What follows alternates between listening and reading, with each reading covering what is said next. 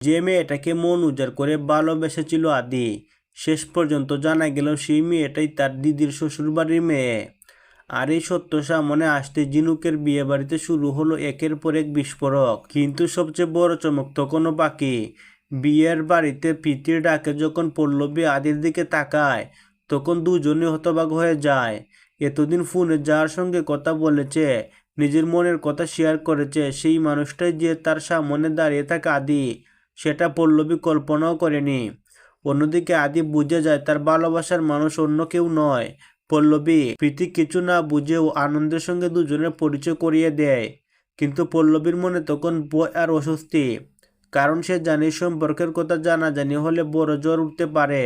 এদিকে বিয়ে বাড়িতে পৌঁছে যায় কোটিপতি ব্যবসায়ী সানি। তিনি পলয়বাবুর সঙ্গে একটি গুরুত্বপূর্ণ ব্যবসায়িক আলোচনা করতে আসেন, কিন্তু তিনি জানতেন না এই পরিবারের ভেতরে তখন কত বড় নাটক চলছে। অন্যদিকে রনও লুকিয়ে বিয়ে বাড়িতে এসে হাজির হয়। বাড়ির সবাই অবাক হলেও শেষ পর্যন্ত তাকে থাকতে দেওয়া হয়। কিন্তু রনের নজর ছিল বাড়ির অস্বাভাবিক পরিস্থিতির দিকে। ঝিনুকের বিয়ের সব প্রস্তুতি যখন শেষ পর্যায়ে, ঠিক তখনই ঘটে সবচেয়ে বড় ঘটনা। কমলা কাকিমার চোখ পড়ে আদির উপর। মুহূর্তে তিনি রাগে ফেটে যান। তিনি সবার সামনে চিৎকার করে বলেন, তোর সাহস কি করে হলো আমার মেয়ের বিয়ে বাড়িতে আসার? চারপাশে নেমে আসে নীরবতা। প্রীতি হতস্তম্ভ হয়ে যায়। সে বুঝতেই পারে না কেন তার মা আদির উপর এত রেগে আছেন। কিন্তু এরপর আদি এমন একটি কথা বলে যা পুরো বাড়িকে স্তব্ধ করে দেয়। আদি বলে, আমি এখানে কোনো ঝামেলা করতে আসিনি।